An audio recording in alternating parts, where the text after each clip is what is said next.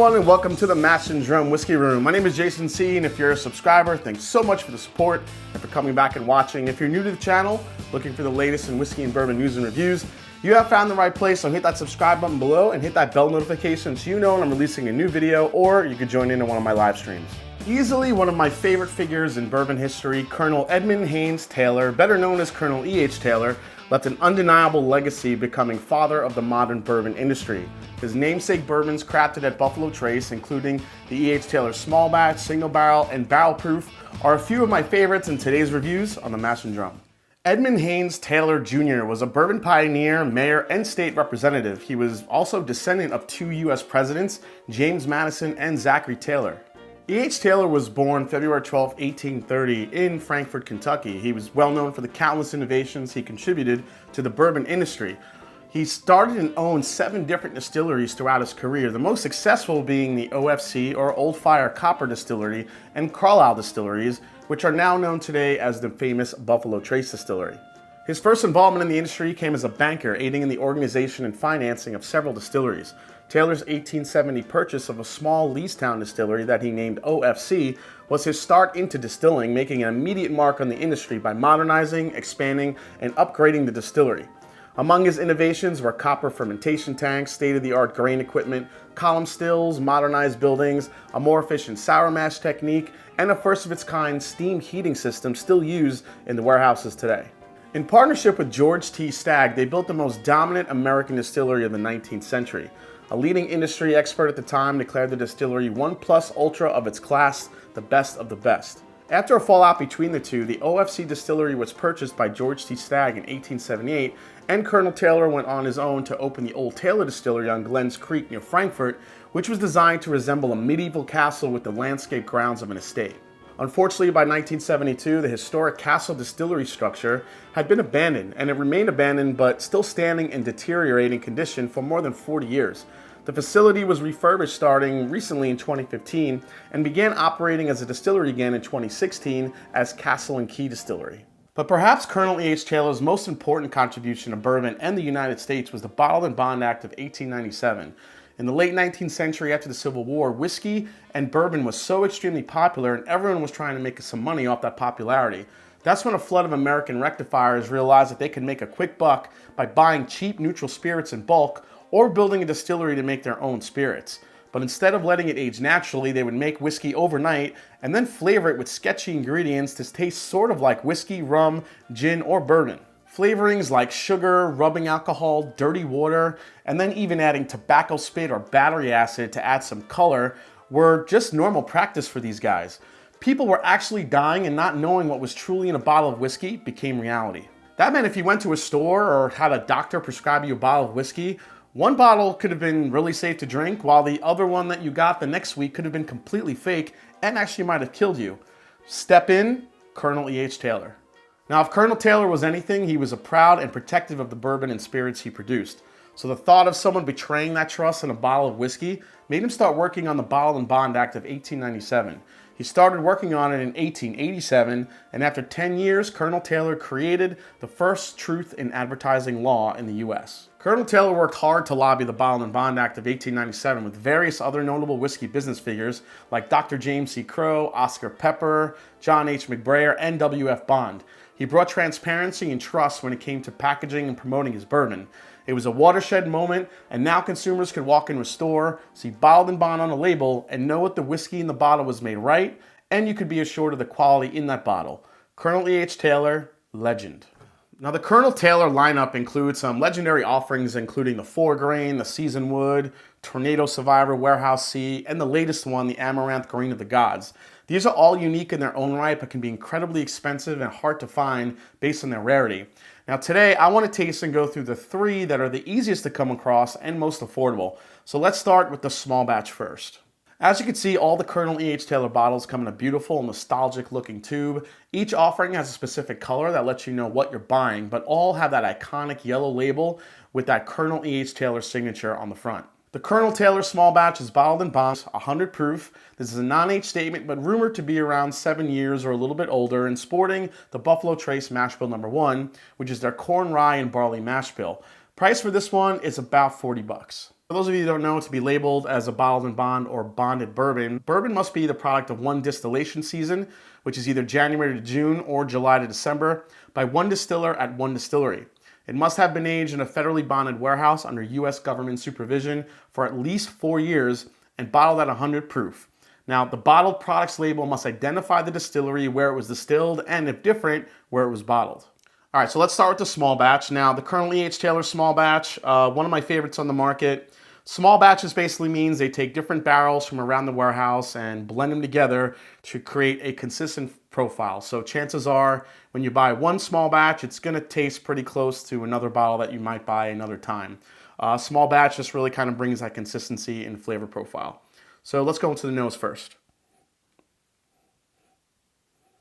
First thing that I love about this that jumps off the glass is butterscotch. You just get butterscotch all day like a Werther's Original candy. I absolutely love it.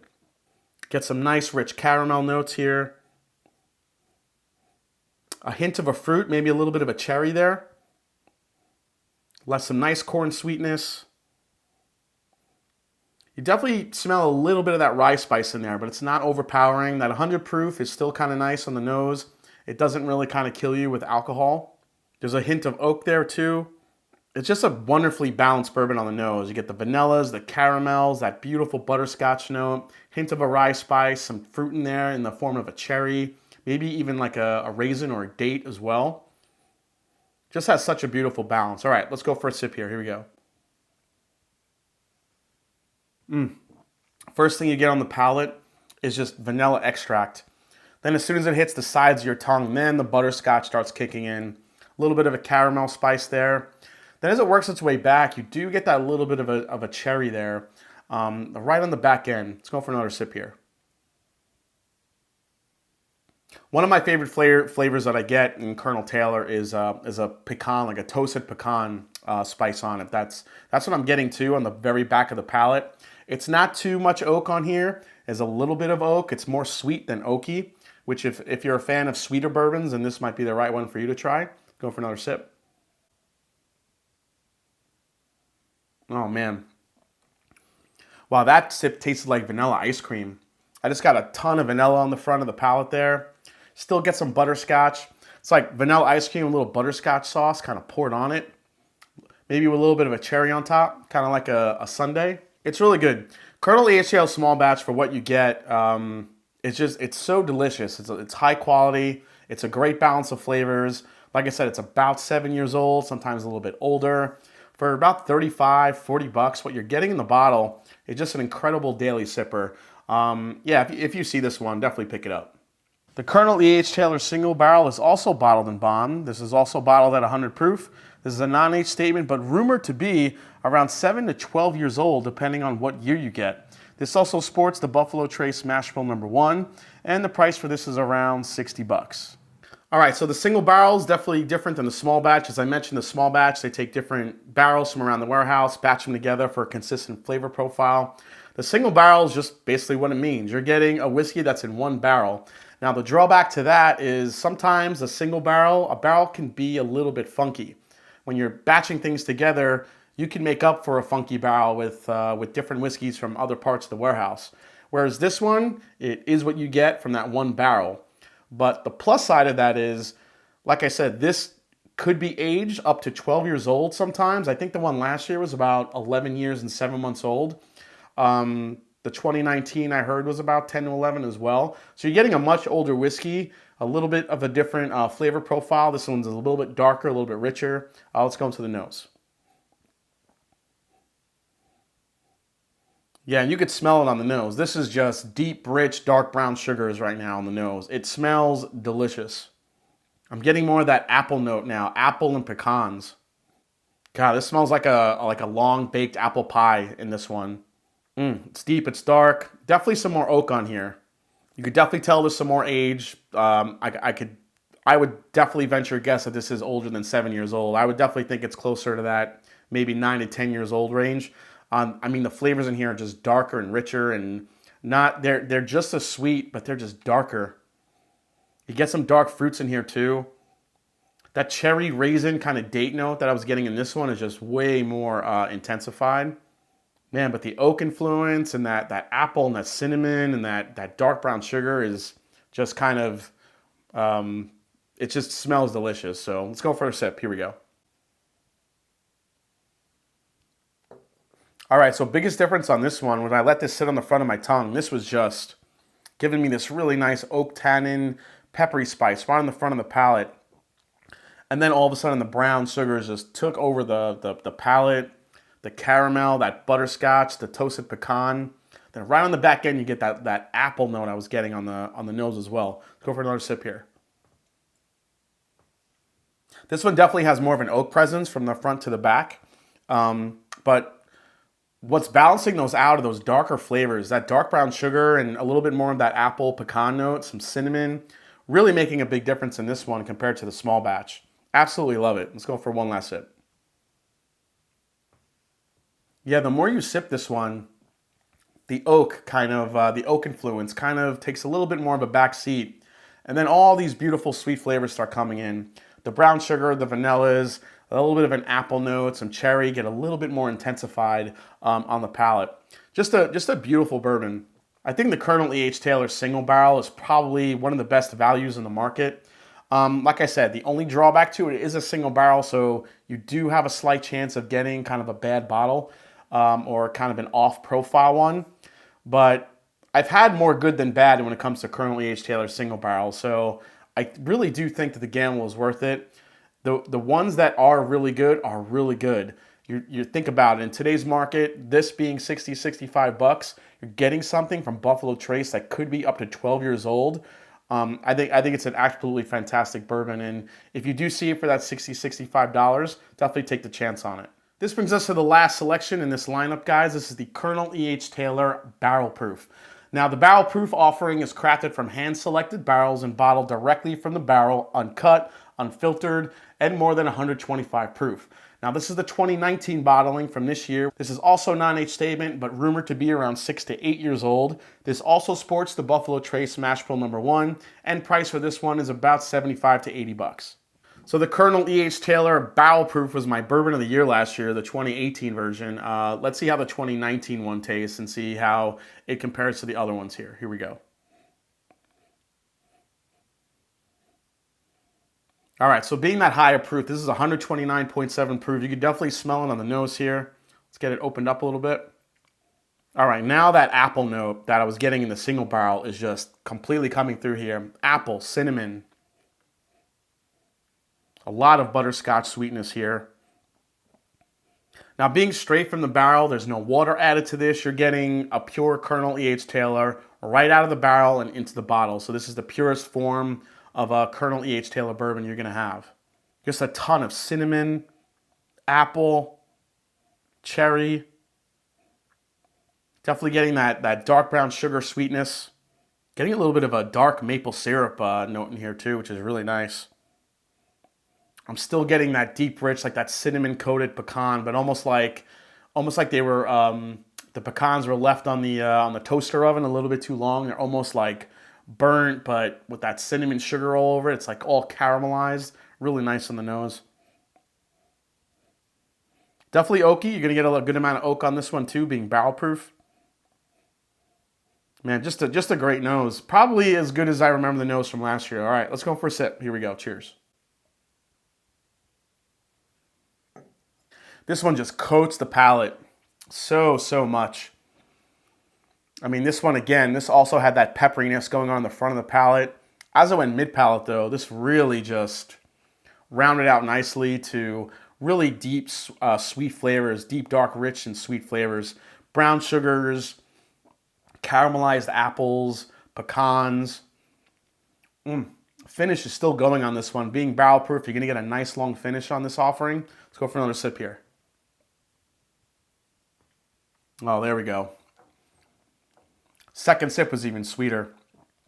First sip I was getting a good amount of oak, but this one now, that oak is kind of leveling out now. You're still getting it, but now just the sweetness and the candy-like aspects of this bottle are coming through. The vanilla extract, the brown sugars, it's kind of like that little apple pie note I was getting here, but way more intensified in this bottle. A lot of cinnamon, a lot of baked apples, cherry, brown sugars. Still getting that quintessential butterscotch note that you're getting through all here. Maybe it's more like an apple pie drizzled with some butterscotch. Really nice. Go for another sip. I love this bourbon so much. It is so good. It is just so sweet and delicious and mouth coating. This is basically what you want in a really good high proof bourbon. The proof isn't overpowering. Add a couple drops of water to it. Definitely lighten up a little bit. But what you're getting here is just so powerful and so flavorful. The apple, the pecan, the cherry, the brown sugars, the butterscotch. It just all works so well. And still in the back end, you still get that little bit of oak here. Go for one last sip. Cheers. Oh man, that time I got a little bit of a chocolate note too. A little bit of a chocolate chip, like a bittersweet chocolate. Really nice, really just, this is one of those, now as you can see, I'm just getting it past the shoulder too, and if I remember from last year's, this will open up and get even sweeter as I work its way down the bottle. Just an absolutely delicious bourbon. This could get in contention again for one of my bourbons of the year. Oh, it's just so good. This one, unfortunately, when I have seen it in stores, upcharged to about $200, $250. But if you could find this one at retail at 80, even 100, I'd probably pay up to 150 for this. It's that good. So yeah, if you see that Colonel Taylor barrel proof, definitely grab it, especially if it's a good price. The single barrel, I still think might be the best value out of the three, based on the age that could be in the barrel and also in the bottle. And also the flavors that you get. The only drawback, as I mentioned, is it could be a little bit funky being a single barrel. The small batch is probably the most consistent out of all of them. That vanilla, that super nice butterscotch, the vanilla notes. This one is just a crowd pleaser and one that I'd recommend to anyone looking to jump up from that 80 to 90 proof. So there you have it, guys. Colonel E.H. Taylor for 2019. Hope you enjoyed it. Thanks for watching the Mash and Drum Whiskey Review channel today. Hope you enjoyed this look at Colonel Taylor Small Batch, Single Barrel, and Barrel Proof, and hope you learned a little bit about Colonel E.H. Taylor himself today. Hope you enjoyed it. If you haven't yet, hit the subscribe button below. Please hit that like button. If you haven't yet, find me on Instagram and find me on Twitter. Let me know if you've had all three, what your favorite out of the three is. And as I always say, it is not about the whiskey, it's the people you share it with. So thanks again, and I'll see you next time on the Mash and Drum. Take care.